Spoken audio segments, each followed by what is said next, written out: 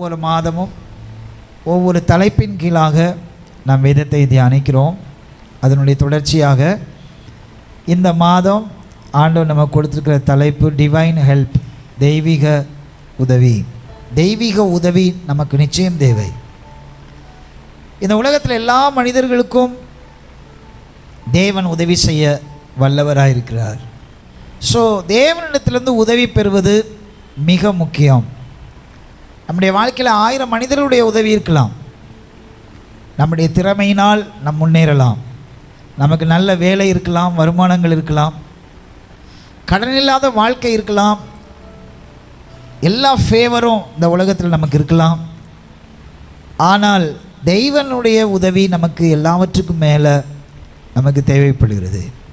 நம்ம சில நேரத்தில் நினைக்கக்கூடாது, எனக்கு எல்லாம் இருக்குது, கடவுள் எனக்கு எதற்கு? சில மனிதர்கள் கடவுள் இல்லவே இல்லை என்று சொல்லுவார்கள். நம்ம உழைச்சாதான் பிழைக்க முடியும், நம்ம சம்பாதிச்சாதான் சாப்பிட முடியும். Fully depend upon our self, நம்மையே முழுவதுமாக சார்ந்து கொள்ளுகிற கொள்கை உள்ளவர்கள் இந்த உலகத்தில் உண்டு. நம்மையே நாம் சார்ந்து கொள்ளுகிற அந்த கொள்கை உண்மைதானா என்று சொல்லி பார்த்தோன்னா, நம்மையே நம்ம சார்ந்து கொள்வது அது எப்பொழுதுமே ஒத்து போகிற காரியம் இல்லை. அதே நேரத்தில் எல்லாத்தையும் கடவுள் பார்த்துக்குவார், நான் சும்மா இருப்பேன் அப்படின்னு நம்ம இருக்க முடியாது. அவர் நம்மளே கிரியை செய்கிறார். அந்த கிரியைகளுக்கு நாம் ஒத்துழைக்க வேண்டும் என்று அவர் விரும்புகிறார். கவனிங்கள். ஸோ தேவனுடைய உதவி நமக்கு மிக மிக மிக முக்கியம்.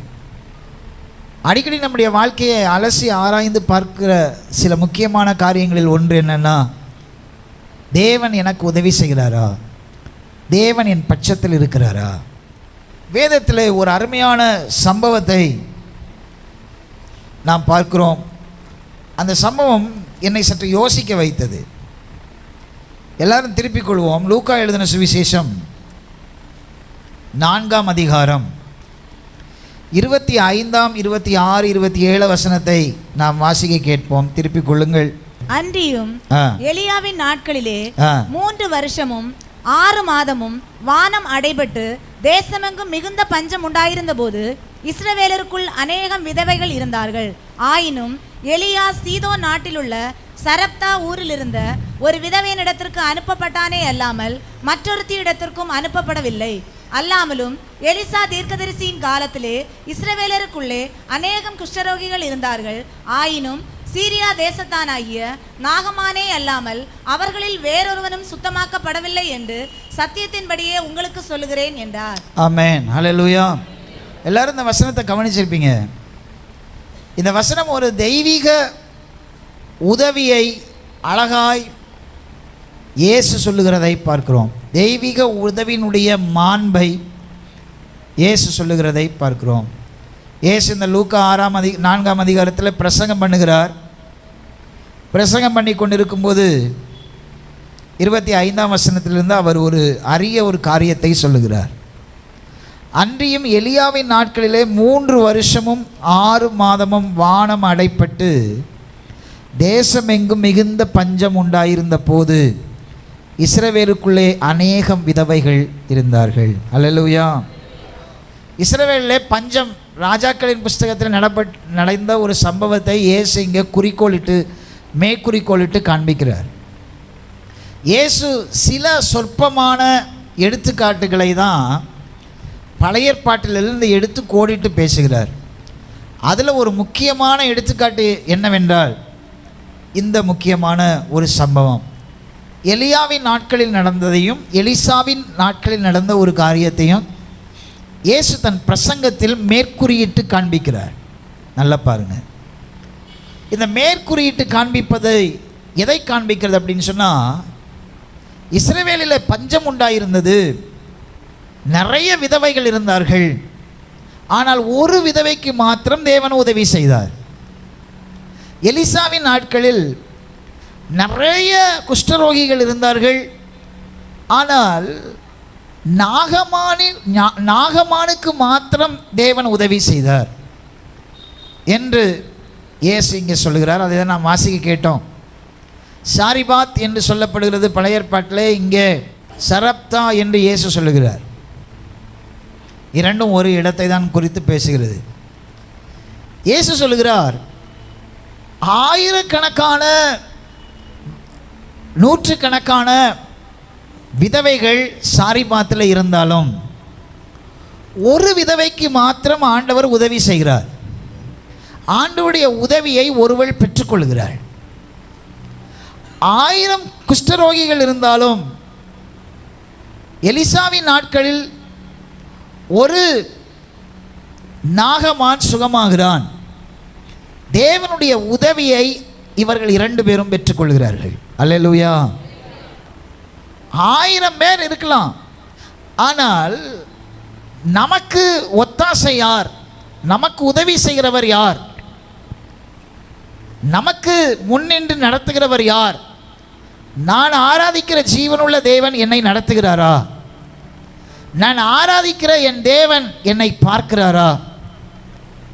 என் கண்ணீருக்கு அவர் உதவி செய்கிறாரா? அவர் உதவி செய்கிறதற்காய் நான் காத்திருக்கிறேனா என்பது மிக மிக முக்கியம்.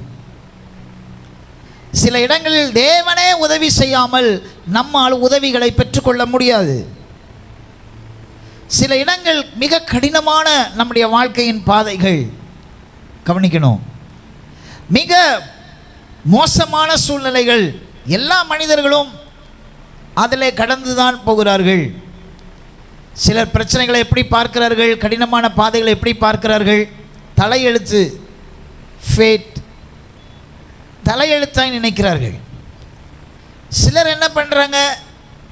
they will take everything as easy as possible.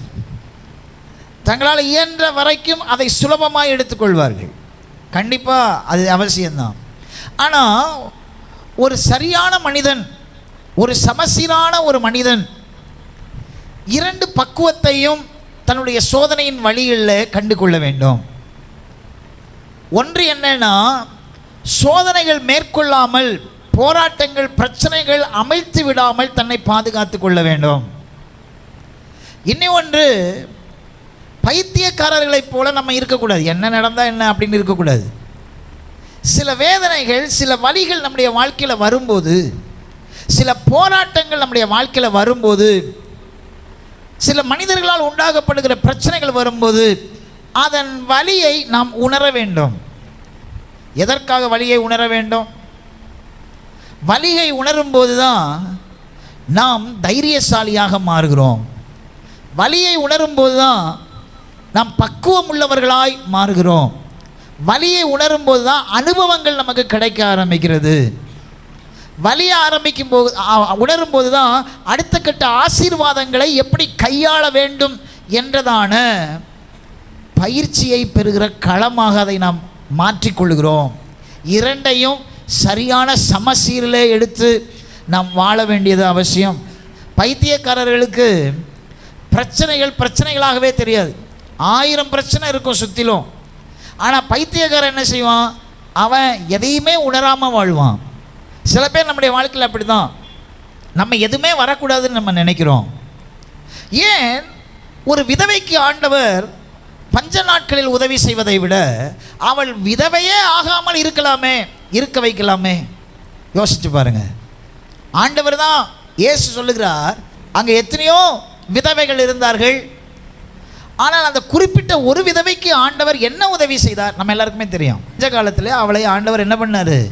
குறையில்லாமல் போஷித்தார். ஆமென், அல்லேலூயா. அதை யார் செஞ்சது? ஆண்டவர் செஞ்சார். ஆண்டவர் அவளை விதவையாக்காமலே வைத்திருக்கலாமே. நம்ம கொஞ்சம் யோசிச்சு பாருங்களேன். அவள் புருஷன் ஏன் சாகணும்? அந்த உதவியை ஆண்டவர் செய்திருக்கலாமே. ஆனால் ஆண்டவர் அதன் வழியை அவளை விட்டு விட்டார். அவளுடைய கணவன் மரித்து போகும்போது இயேசு ஆண்டவர் உதவி செய்யவில்லை. ஆனால் அவள் பஞ்சகாலத்தில் அவளுக்கு உதவி செய்ய அவர் கருத்துள்ளவராயிருந்தார். நாகமான் ஒரு புறஜாதியை தேசத்தை சார்ந்தவன். அவன் ஆடை வெளியே அவன் பெரிய பராக்கிரமசாலி. அவனை பார்க்கிற எல்லாரும் நடுங்குவார்கள். அவன் பயங்கர யுத்த வீரன், தளபதி, சீரிய நாட்டு படைகளை நடத்தி செல்கிற ஒரு பராக்கிரமம் நிறைந்தவன். ஆனால் அவன் வீட்டுக்குள்ள போய் சட்டையை கழட்டினா ஒரே துர்நாற்றம். அவன் சரீரம் முழுவதும் குஷ்டத்தினால் நிரம்பி இருந்தது. அவன் வேலைக்கார பெண் கூட அதை குறித்து கேள்விப்படுகிற அளவிற்கு அவனுடைய குஷ்டம் அவன் வீட்டுக்குள்ளே பிரபலமாக இருந்தது. ஆண்டவர் ஏன் அந்த குஷ்டத்தை அவன் வாழ்க்கையில் அனுமதித்தார்? சுகமாக்கினார் என்பதை விட்டு விடுவோம், பஞ்ச காலத்தில் போஷித்தார் என்பதை விட்டு விடுவோம். ஏன் இப்படிப்பட்ட காரியங்களை ஆண்டவர் அனுமதிக்கிறார்? ஏன் இதன் வழியாக அவர்களை நடத்தினார் என்பதை நாம் சற்று அருகாமையில் எடுத்து பார்க்க வேண்டும். இன்றைக்கி நம்ம வாழ்க்கையிலையும் வெளியில் நல்லா சிரிச்சுக்கிட்டு பேசிகிட்டு இருக்கலாம், உள்ள 1008 குஷ்டரோகங்கள் இருக்கலாம். குஷ்டரோகம் சாபத்தை காண்பிக்கிறது. ஒருவன் மேல் விழுந்த சாபம் இன்னொருவன் மேல் வருகிற தன்மை உள்ளது குஷ்டம். குஷ்டரோகம் ஒரு தொற்று வியாதி. இந்த குஷ்டத்தை நாகமான் சுமந்து கொண்டிருந்தான். ஒரு காலகட்டம் வரைக்கும் விதவை இருப்பு சாபத்தினுடைய அறிகுறி. புருஷன் ஒரு பெண்ணு வீட்டில் செத்துட்டான், பெண்ணுடைய புருஷன் செத்துட்டான் அப்படின்னு சொன்னால், அவன் குடிச்சு செத்திருந்தாலும் அவன் செத்ததனுடைய சாபத்தை யார் மேல் போடுவார்கள்? பெண்ணின் மேல். ஆமென், அல்லேலூயா. இவன் வந்தால் அந்த குடும்பமே என்ன ஆயிடுச்சு? அவர் பெரிய ஜமீன்தாராக இருந்தார். இந்த பெண் வந்தோன்னே தான் அவர் என்னவாயிட்டார்? ஆமாம், பிச்சைக்காரன் ஆகிட்டாருன்னு சொல்லுவாங்க. சாபத்தின் அறிகுறியாக இந்த 2 வியாதிகளும் இருந்தது. அதனால தான் இந்த 2ஐயும் ஆண்டவர் காண்பிக்கிறார். நல்லா கவனிக்கணும். சில காரியங்கள் நம்முடைய வாழ்க்கையில் உதவி பெற வேண்டும் என்றால் அது தேவனால் மாத்திரம்தான் முடியும். சில சாபங்கள் நம்ம வாழ்க்கையில் சில காரியங்கள் நடக்கும்போது ஏன் நம்முடைய வாழ்க்கையில் இது நடக்கிறது என்பதை ஒரு கிறிஸ்தவன் சரியாய் கணிக்க தெரிந்திருக்க வேண்டும். பைத்தியக்கார கிறிஸ்தவனாக இருக்கக்கூடாது. பக்கத்தில் சொல்லுங்கள், பைத்தியக்கார கிறிஸ்தவனாக இருக்கக்கூடாது. ஆங்கிலத்தில் மேட் கிறிஸ்டியன் சொல்லுவாங்க. மேட். பைத்தியக்காரங்களுக்கு எதுவுமே தெரியாது. பைத்தியக்காரனுக்கு கடன் பிரச்சனை இருக்குமா? சொல்லுங்கள், பைத்தியக்காரனுக்கு கடன் பிரச்சனை இருக்குமா? பைத்தியக்காரனுக்கு வீடு கட்டணுன்ற தரிசனம் இருக்குமா? கிறிஸ்தவ பைத்தியங்களாக இருக்கக்கூடாது. கிறிஸ்தவ மேடு. we should not be a Christian mad. அவனுக்கு அஜெண்டா கிடையாது, அவனுக்கு விஷன் கிடையாது. அவன் அப்படியே போவான், சொரிஞ்சிக்கிட்டே போவான். சில பேர் பைத்தியக்காரர்களை போல் நடிப்பார்கள். நான் நடிக்கிறவளை குறித்து சொல்லலை, உண்மையாக இருக்கிறவளை குறித்து சொல்கிறேன். சிலர் பைத்தியங்கள். நமக்கு தெரியணும். we should discern why this particular point is still happening in my life. இத்தனை வருஷம் ஆயிடுச்சு, ஏன் இந்த குறிப்பிட்ட ஒரு காரியம் நடந்து கொண்டே இருக்கிறது? ஏன் நடந்து கொண்டே இருக்கிறது? சில காரியங்கள், நான் பல காரியங்களை குறிப்பிடலாம். அதில் ஒரு காரியத்தை எடுத்து இந்த காலவெளியில் உங்களை நான் பேசி உங்களை அனுப்ப விரும்புகிறேன். தேவனுடைய வார்த்தையை உங்களுக்குள்ளாக வைத்து அனுப்ப விரும்புகிறேன். அதில் ஒன்று, தேவன் உதவி செய்வதற்காய் காத்திருக்க நம்மை ஆண்டவர் வைக்கிறார். நம்மை சாட்சிகளாய், திருஷ்டாந்தங்களாய் ஆண்டவர் வைத்திருக்கு. மத்தேயு, மார்க், லூக்கா, யோவான பல முறை வாசிக்கணும். இந்த 4 புஸ்தகங்களில் ஆண்டவர் செய்த அற்புதங்களை எல்லாம் நம்ம வாசிக்கணும். சில புஸ்தகங்களில் சில அற்புதம் இருக்கும், சில புஸ்தகங்களில் சில அற்புதங்கள் இருக்காது. 4மே இயேசுடைய வாழ்க்கை வரலாறு தானே. ஒன்றை படித்தா எல்லாத்தையும் தெரிஞ்சுக்கலாம்னு நினைக்கக்கூடாது. 4ஐயும் வாசிக்கணும். 4ம் யூனிக்கான ஒரு குறிப்பிட்ட யூனிக்னஸை குறித்து ஆர்த்தர்ஸ் அதை எழுதி வச்சுருக்கிறாங்க.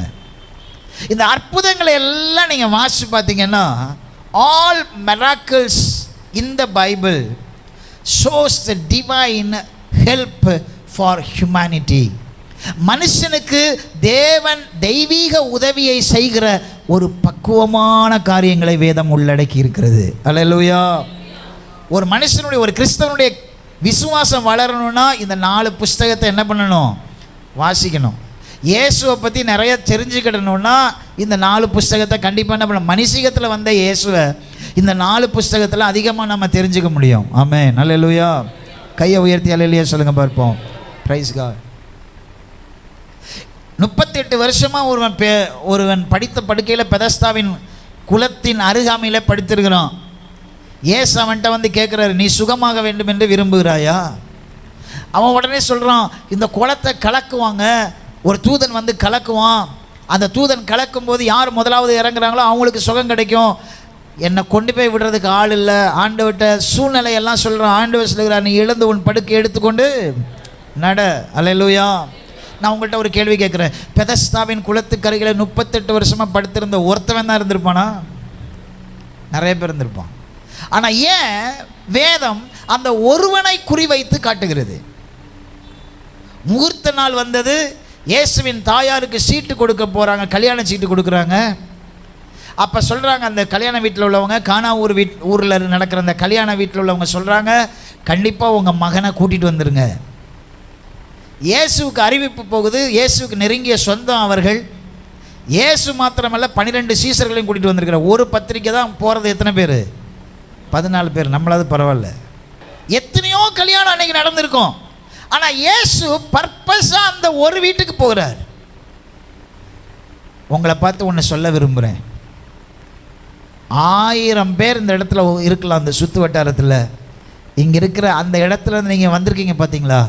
கர்த்தர் உங்கள் மேல் ஒரு தெரிந்தெடுப்பை வைத்திருக்கிறார். அவருடைய திட்டத்தை உங்கள் வாழ்க்கையில் செய்வதற்கு மறந்துடக்கூடாது. அல்லேலூயா, அல்லேலூயா.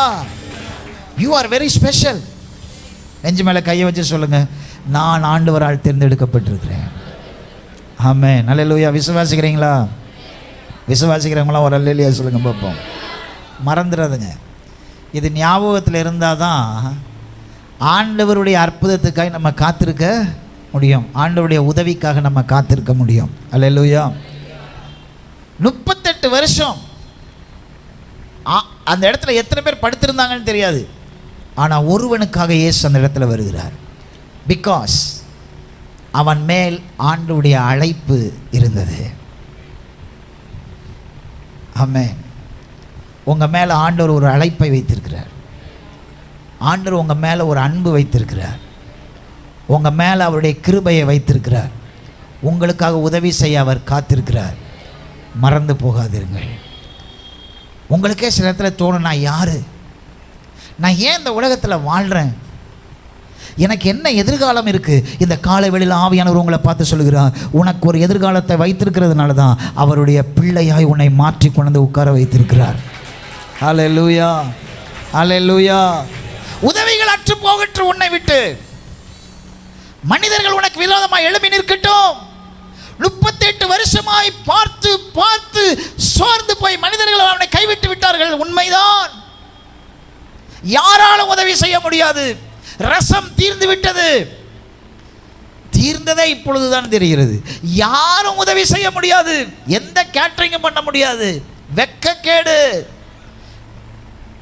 வெட்கக்கேடு. அப்படியே ஆண்டவர் அந்த வெட்கத்தை மறைத்தார். அந்த அவமானத்தை அந்த வீட்டின் மேல் மறைத்தார். எல்லா வீட்டு மேலேயும் அவர் மறைக்கல.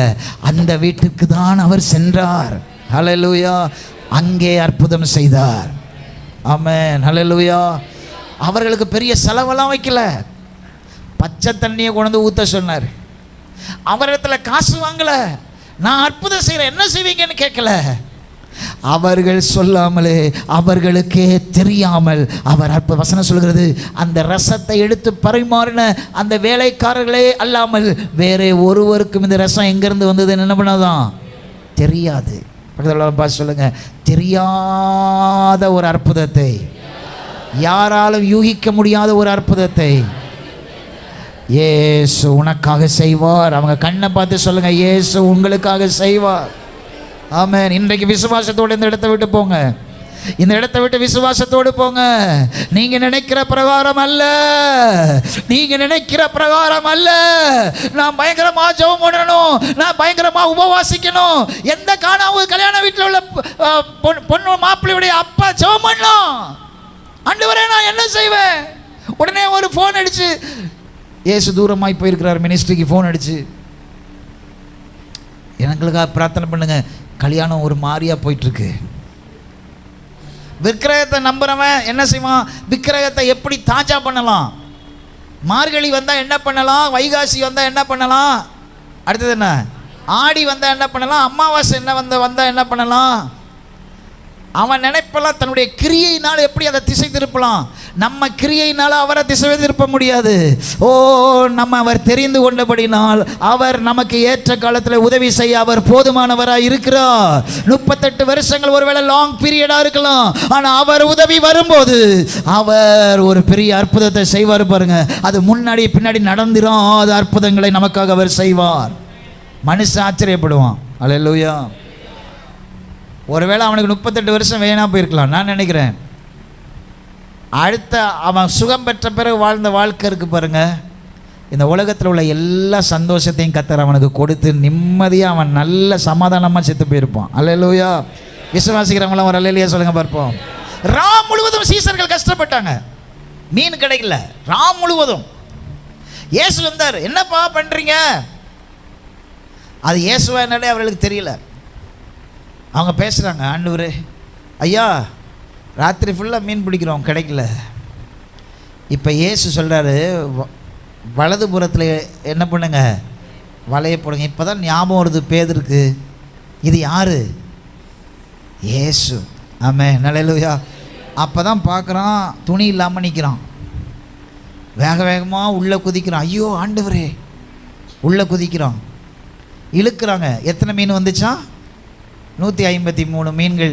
ஏன் ஆண்டவரே 153 மீன்கள்? அவர் இஸ்ரவேலுக்கு போயிருந்தாராம். அப்போ அவர் அந்த கைடுகிட்ட கேட்டாராம், ஏன் ஆண்டவர் அந்த கலிலேயாவில் போயிட்டுருக்கும்போது, போட்டில் போயிட்டுருக்கும்போது இங்கே தான் இயேசு மீன் பிடிக்க, சீசர்கள் மீன் பிடிச்சாங்க, இயேசு இங்கே தான் சீசர்களை பார்த்தார் அப்படின்னு அந்த கைடு சொல்லிகிட்டு இருக்கிறாரு.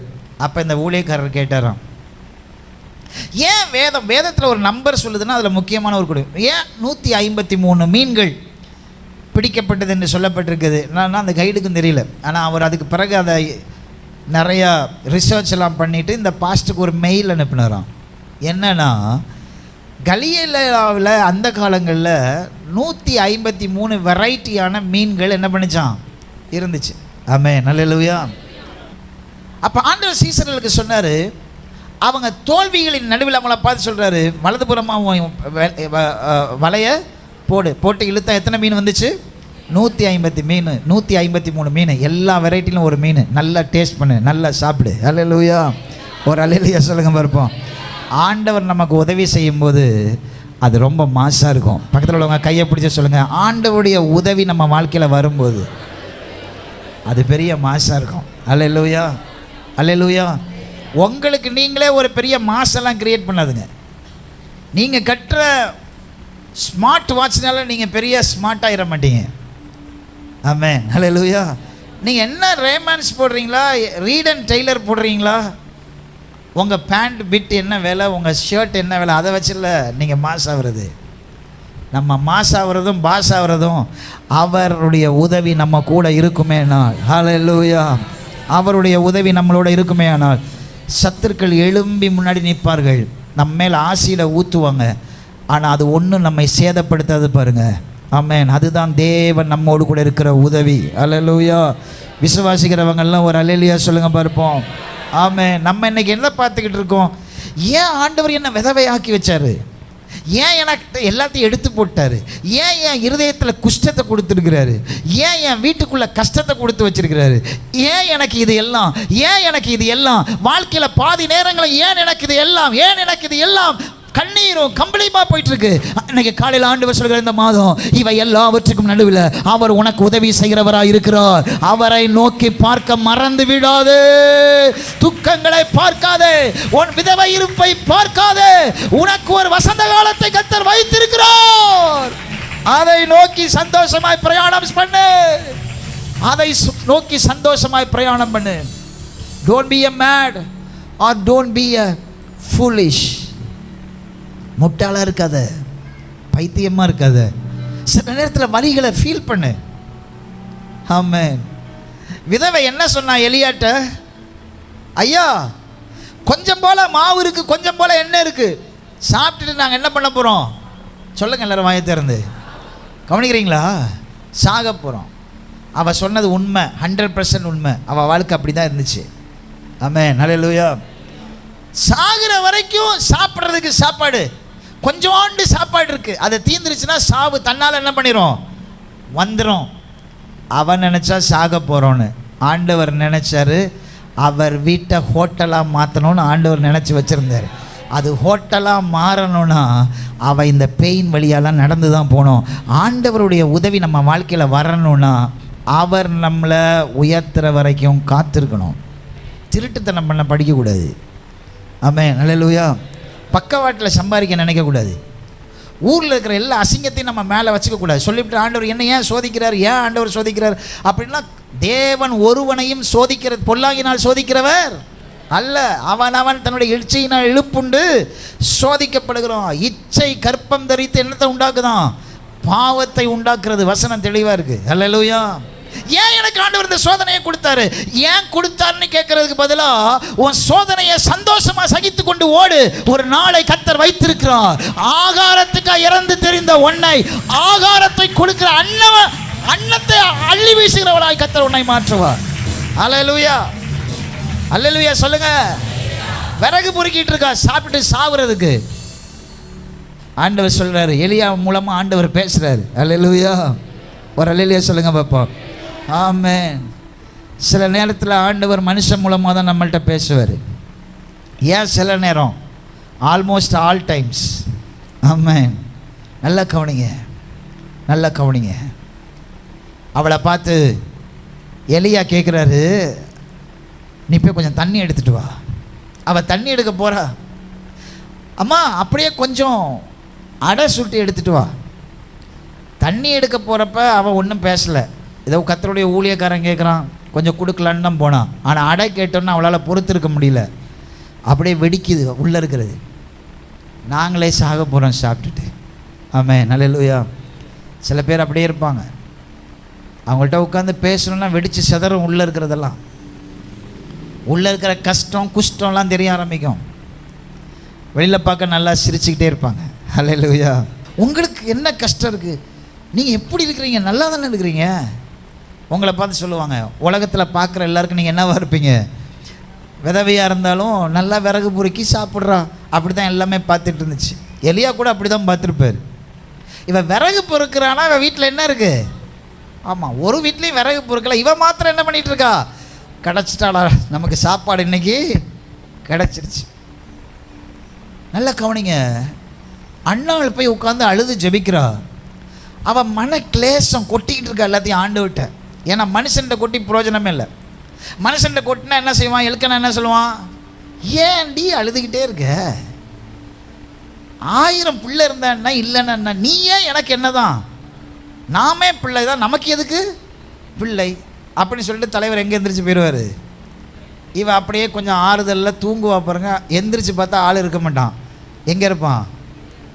பெனிநாள் வீட்டில் இருப்பான். ஆமென், அல்லேலூயா. அதனால தான் இவன் சோர்ந்துட்டா. யாரை நம்புறது? எல்கனாவை நம்பினா என்ன பிரயோஜனம் இருக்குது? ஒரு பிரயோஜனமும் இல்லை. நேராக ஆண்டவருடைய சமூகத்தில் போனால் இருதயத்தை எல்லாம் கொட்டினா, சில நேரத்தில் ஆண்டவருடைய உதவி உங்களுக்கு வரணும்னா மனுஷர்கள் எல்லாம் தள்ளி வைக்க பழகணும். என்ன பழகணும் சொல்லுங்க? ஆமாம் ஆமாம் ஆமாம், தள்ளி வைக்கணும். ஒதுக்கி வச்சுட்டு போய் முட்டி போடணும். ஐயோ அவங்க கூட பேசலன்னு என்ன நினச்சிப்பாங்க, இவங்க கூட பேசலன்னு என்ன நினச்சிப்பாங்க. நினைக்கட்டும்.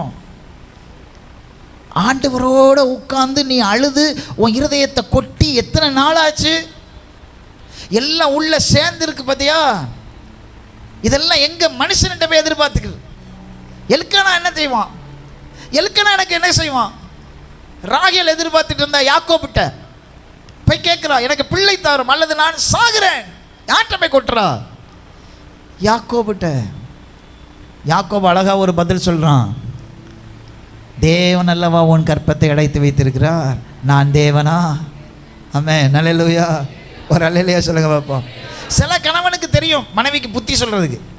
ஏமா புலம்பிட்டே இருக்க, கவலைப்படாத, ஆண்டவர் இருக்கிறார்ல. சில புருஷன் தெரியும், ஐயோ சனிய வீட்டுக்குள்ளே வந்தாலே இவளுக்கு தாங்கல அப்படின்னு அப்படியே வந்த ஸ்பீடில் கொல்ல பக்கம் வழியாக என்ன பண்ணிடுவான். சில பொம்பளைகளுக்கு அதுதான். சில பொம்பளைகளுக்கு தானும் இரிட்டேட் ஆகணும், மற்றவங்களும் என்ன பண்ணணும், குறிப்பாக புருஷனை இரிட்டேட் பண்ணி அவன் சமாதானத்தை கிடையாது. நானே சமாதானம் இல்லாமல் இருக்கேன், நீ என்ன சமாதானமாக இருக்கிறது? இரிட்டேட் பண்ணி. அது ஒரு அசுத்தாவி. ராகேலுக்கு புரியல. யாக்கோபை போய் இரிட்டேட் பண்ணிக்கிட்டு இருக்கான். எனக்கு பிள்ளை தவறம் அல்லது நான் சாகுறேன். அதே மாதிரியே பிள்ளை கிடச்சுன்னா அவன் என்ன பண்ணிட்டா? செத்துட்டா. கண்டதையும் பேசிக்கிட்டே இருக்கக்கூடாது. ஜீவன் மரணம் எங்கே இருக்கு? ஆமாம் ஆமாம். கண்டதையும் பேசிக்கிட்டு இருந்தான். 38 வருஷமாக படுத்திருந்தவன். ஐயா நீ சுகமாக விரும்புறியா? ஏசு கேட்குறாரு. ஆமாம் ஏசப்பா நான் சுகமாகணும் தான். ஆனால் கண்டதையும் பேசிக்கிட்டு இருக்கான். குளம் கலக்கும்போது என்னை கொண்டு போய் விடுறதுக்கு, டேய் அதெல்லாம் இருக்கட்டும், நீ சுகமாக விரும்புறியா? வேணான்னு சொல்லுவேனா? ஒரே நாத்தமாக இருக்கு ஆண்டவரே, 38 வருஷமாக இங்கே படுத்திருக்கேன். உன் படுக்கை எடுத்துக்கொண்டு நட. அல்லேலூயா அல்லேலூயா. படுக்கை எடுங்கங்க. கத்தர் எடுக்க சொன்னார்னா படுக்கை எடுங்க. கத்தர் எடுக்க சொன்னார்னா, கத்தர் சில காரியங்களை தூக்கிக்கிட்டே போன்னு சொன்னால், ஆண்டவரை இதை இறக்கி வைங்க அப்புறம் நான் நடக்கிறேன்னு சொல்லாதுங்க. நீங்கள் சொல்லிட்டீங்கல்லப்பா நான் தூக்கிட்டு நடக்கிறேன். ஆனால் அவனை நடக்க சொன்னது எங்கே தெரியுமா? ஆஸ்பத்திரிக்கு இல்லை. அவனை நடக்க சொன்னது, இதை கொண்டு போய் வீட்டில் வச்சுட்டு உன் ட்ரெஸ்ஸை மாற்றிட்டு நீ வேற மனுஷனா எந்த இடத்துல 38 வருஷமாக அவன் நாற்றத்தில் படுத்திருந்தையோ அந்த இடத்துக்கு திரும்ப வந்து இயேசுவை குறித்து பிரசங்கம் பண்ணுறதுக்கான அழைப்பு அவனுக்கு கொடுக்கப்பட்டது. அல்லேலூயா. ஏன் உங்களை ஆண்டவர் தேர்ந்தெடுத்து வச்சிருக்கிறாரு? நீ ஆசீர்வதிக்கப்படுறதை பார்த்து குளத்தை சுற்றி இருக்கிறவன் அத்தனை பேரும் இயேசுவை விசுவாசிக்கணும். அவரை விசுவாசிக்கிறவர்களுக்கு என்ன உண்டு? சுகம் உண்டு. அல்லேலூயா. நான் நினைக்கிறேன், நான் விசுவாசிக்கிறேன். 38 வருஷமாய் படுத்திருந்த பெதஸ்தாவின் கரையில் படுத்திருந்தவன் எங்கே போயிருந்தாலும் அங்கே இயேசு கிறிஸ்துவை விசுவாசிக்கிற ஒரு கூட்டம் எழும்பியிருக்கும். ஏன் தெரியுமா? எல்லாருக்கும் தெரியும். 1-2 வருஷம் இல்லை, 38 வருஷம் கர்த்தர் உன் வாழ்க்கையில் உதவி செய்யும்போது அந்த உதவியை பார்த்து அநேகர் அவரை சொந்த இரட்சகராக ஏற்றுக்கொள்வார்கள். அதனால தான் கொஞ்ச காலம் உனக்கு பாடுகள், கொஞ்ச காலம் விதவை இருப்பு. ஏசாயால வசனம் சொல்லுது, நீ தள்ளப்பட்டவளும் மனம் நொந்து போனவளை போல இருக்கிறாயோ. உன் விதவை இருப்ப நான் என்ன பண்ணுவேன்? திருப்புவேன். ஆமென். அல்லேலூயா. சோர்ந்து போயிடாத. வாழ்க்கை ஃபுல்லா இப்படிதான் இருக்கணும்னு நினைக்காத. அவருடைய உதவிக்காய் காத்திரு. ஒரு நாள் அவர் வருவார், உன்னிடத்துல என்ன இருக்கிறது என்று கேட்பார். நீ சொல்லலாம் நான் சாக போகிறேன் ஆண்டவர். அவர் சொல்லுவார், நீ சாக இல்லைப்பா, நீ வாழ்க்கப்படணும். நீ வாழ்க்கப்படுறது மாத்திரமல்ல, அநேகரை வாழ வைக்கிறவளாய் உன்னை நான் மாற்ற போகிறேன். அல்லேலூயா. விசுவாசிக்கிறீங்களா? விசுவாசிக்கிறீங்களா? விசுவாசிக்கிறீங்களா? எப்படிங்க உங்கள் கடன் மாறிச்சு? எப்படி இருந்தீங்க? ஆண்டவர் உங்களை இப்படி உயர்த்திட்டு என்ன நடந்துச்சு அப்படின்னு மற்றவங்க உங்கள்கிட்ட சாட்சியா வந்து கேட்கணும். நீங்க சொல்லணும், ஏசப்பா என் சிறையிருப்பை மாற்றினாரு. ஏசு, அதுதான் உன்னதமான ஒரு சாட்சி. உன் முந்திய நிலைமை வேணும்னா 38 வருஷமா இருக்கலாம், விதவை இருப்பா இருக்கலாம், குஷ்டரோகமா இருக்கலாம். ஆனால் கர்த்தர் உனக்கு உதவி செய்ய போகிறார். அந்த நாளிகையிலேருந்து, அந்த நொடி பொழுதிலிருந்து நீ உலகத்துக்கே சாட்சியாய் மாறப்போகிறார். எத்தனை பேர் விசுவாசிக்கிறீங்க? ஏசு என்ன சாட்சியாக மாற்றுவார்னு எத்தனை பேர் விசுவாசிக்கிறீங்க? நான் அடிக்கடி ஆண்டவர்கிட்ட ஒரு வார்த்தை கேட்பேன். ஆண்டவர் சில விபச்சார பெண்களை ஆண்டவர் தொட்டார், அவர்களுக்கு தரிசனம் கொடுத்தார், அவருடைய வாழ்க்கையை கட்டினார். அவளை பார்த்து சொன்னார், போ இனி பாவம் செய்யாதே என்று சொன்னார். நடந்தது என்ன தெரியுமா? எந்த விபச்சார பெண்ணையும் வேறொருவன் திருமணம் செய்து கொண்டதால் வேதத்தில் சொல்லப்படவே இல்லை. அவர்கள் வாழ்க்கை கட்டப்பட்டதால், மற்றொருவனால் கட்டப்பட்டதால் எழுதப்படவே இல்லை. ஆனால் எந்த விபச்சாரத்தில் இருந்த பெண்களை கர்த்தர் தொட்டு சுகமாக்கினாரோ, அவர்கள் பாவங்களை மன்னித்தாரோ, இந்த உலகத்தில் அவங்க கடைசி வரைக்கும் அந்த டிவைன் ஹெல்ப்புக்குள்ளே வாழ்ந்ததை நம்ம பார்க்குறோம். நம்ம நினைக்கிறோம் சில நேரத்தில், உலகத்தில் இப்படி இருந்தால் தான் நம்ம வாழ முடியும், இப்படி இருந்தால் தான் நம்ம வாழ்க்கை நல்லா இருக்கும். இன்னைக்கு காலையில் கர்த்தர் சொல்கிறார், என் நினைவுகள் உன் நினைவுகள் அல்ல, மடங்கி போகாத.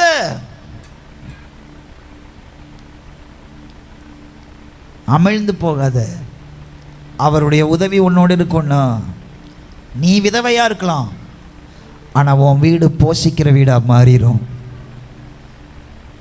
உன் உடம்பு ஃபுல்லா குஷ்டமா இருக்கலாம். இஸ்ரவேலின் தெய்வத்தை ஒரு தேசமே கண்டு கொள்ள செய்கிற ஒரு உன்னதமான ஒரு ஆசீர்வாதமானவனாய் கர்த்தர் உன்னை ஒரு நொடி பொழுதிலே மாற்றி விடுவார். அந்த உதவியை அவர் கொண்டு வருகிற ஒரு நேரம் உங்கள் வாழ்க்கையில் இருக்குது. பொறுமையாக அது வரைக்கும் காத்திருங்க. Wait for the time of divine help. தெய்வத்தினுடைய உதவிக்காய் காத்திருங்க. அது வலியான தருணம் தான், வேதனையான தருணம் தான். அப்படி ஒன்று வாழ்க்கையில் வராமல் தேவன் நேரம் நம்மளை ஆசீர்வதிக்கணும்னா நம்ம எல்லாருமே விரும்புவோம். தானியேல் 1ஆம் அதிகாரத்தில் தானியேலுடைய அழகை நாம் பார்க்கிறோம். அவனுடைய ஞானத்தையும் அவனுடைய பலத்தையும் குறித்து தானியேல் 1ஆம் அதிகாரம் அழகாய் சொல்கிறது.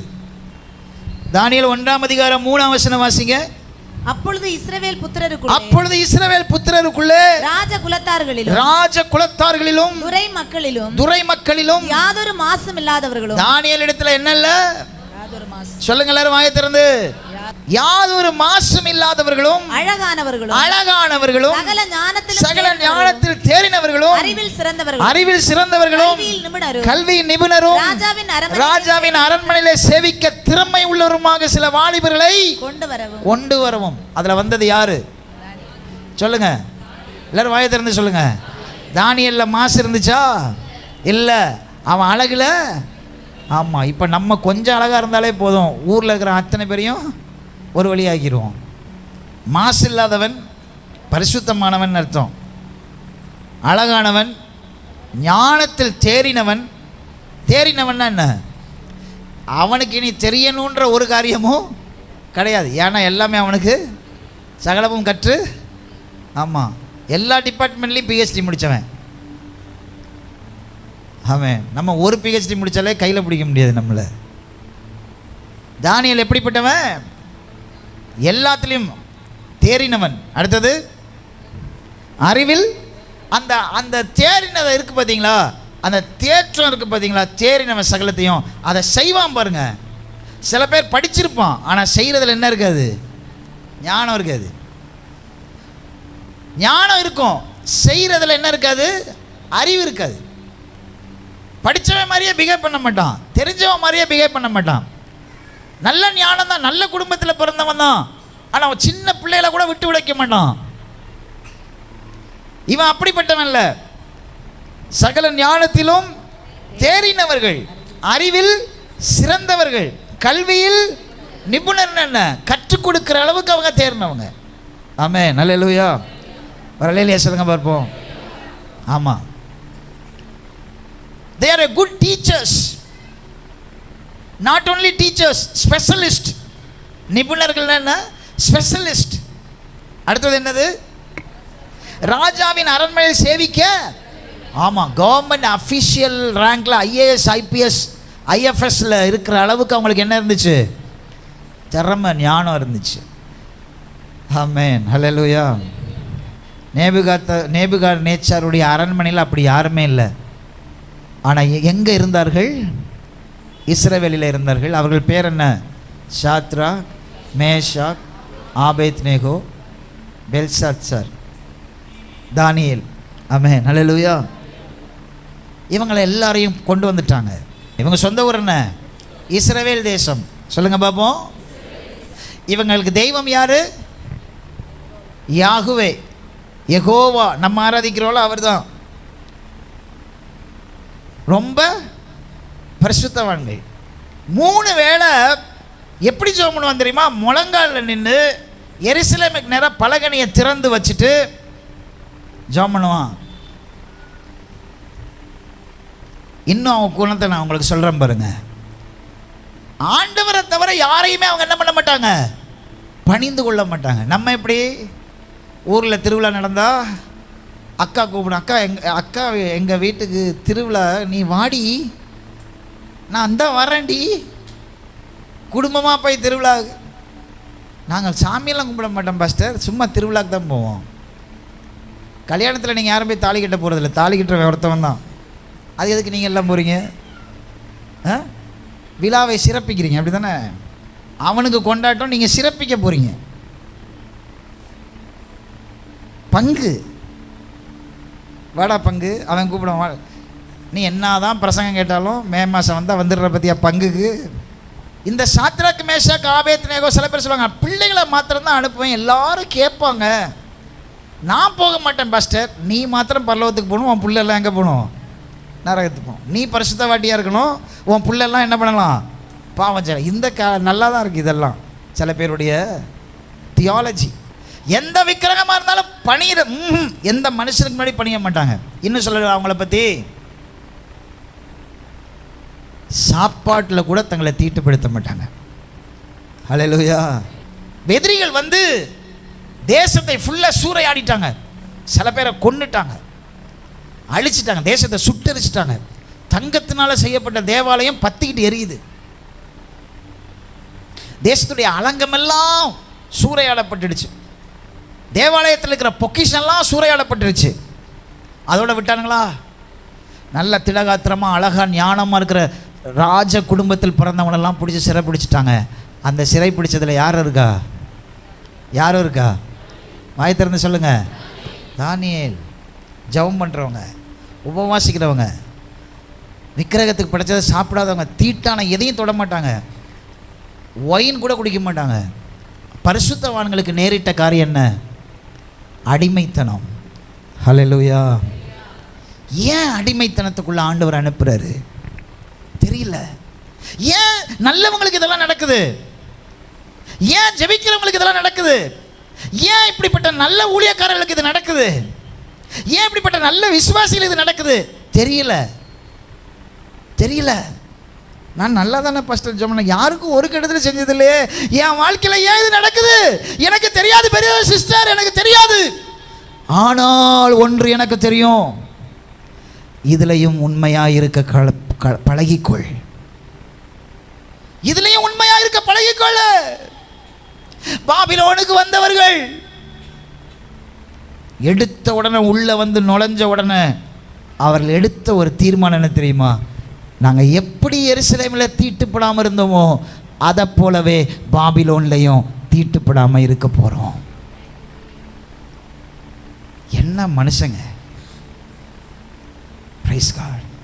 என்ன மனுஷன்! இன்னைக்கு ஒரு தீர்மானத்தோடு நம்ம போவோமா?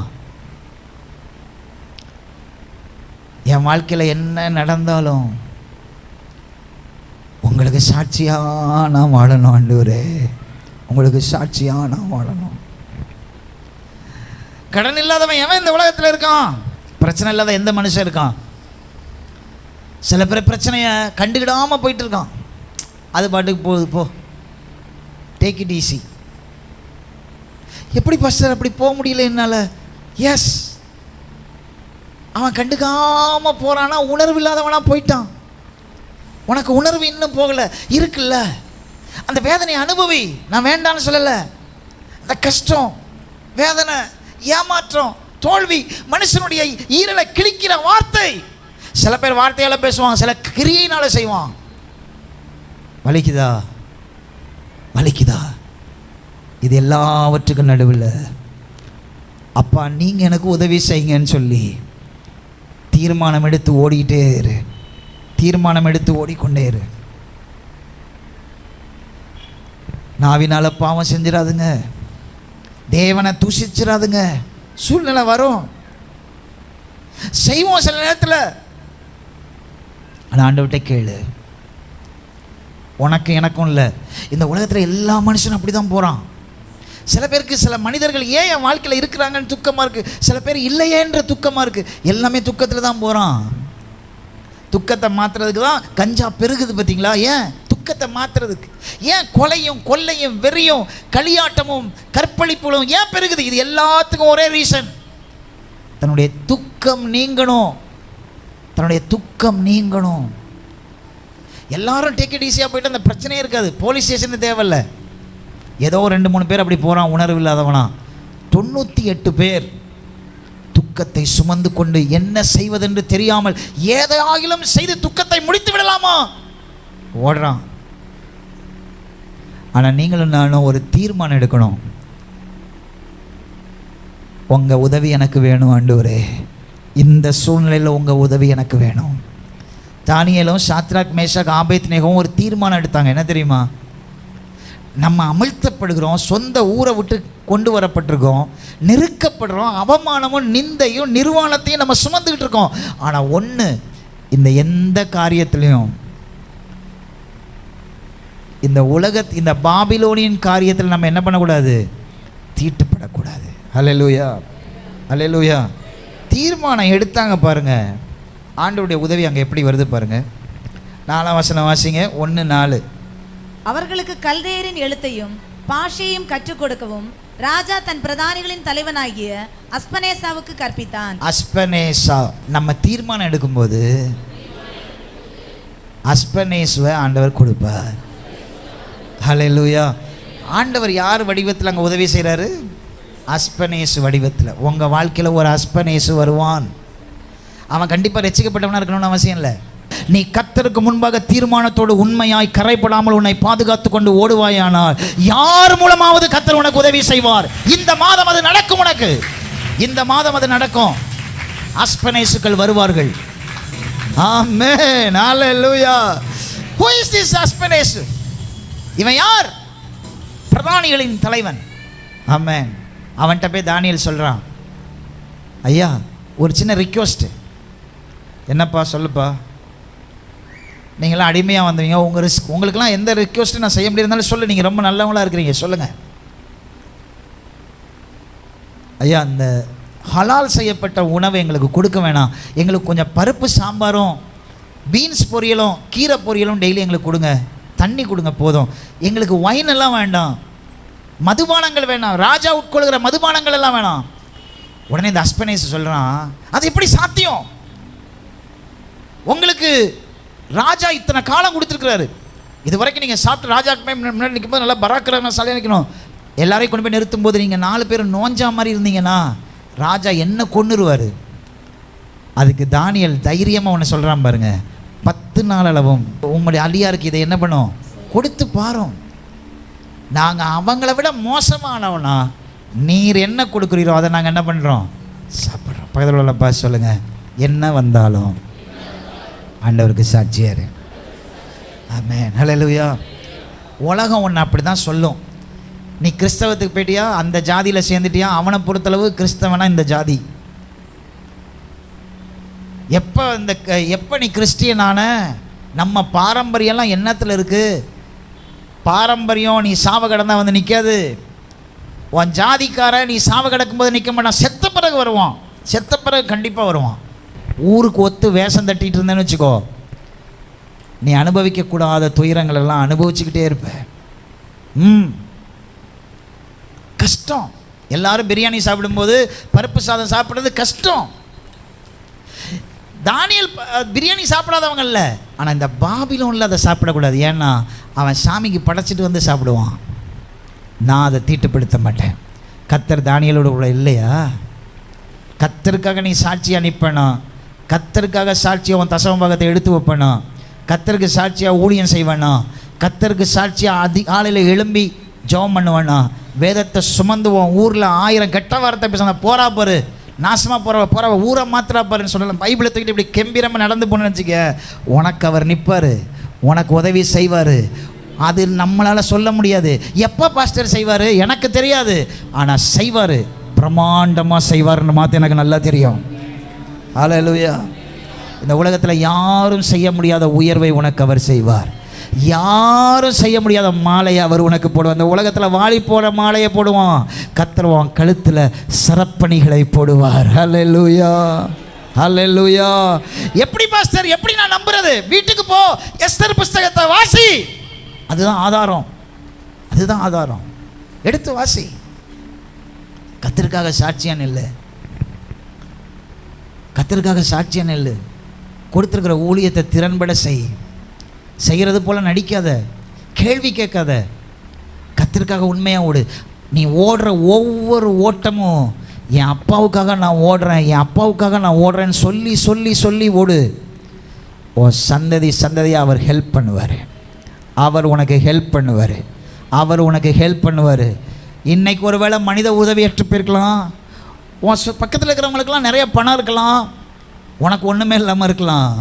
நீ கர்த்தருக்காக உண்மையாக இருக்கிறன்ற முதலீடை ஒரு நாள் விட்டுறாத. அந்த முதலீடை வச்சுக்கிட்டே இரு. அவங்க பணம்லாம் ஒரு நாள் வற்றி போயிடும். வற்றாத தேவன் உன்னை நினைவு கூர்ந்து கொண்டே இருப்பார்.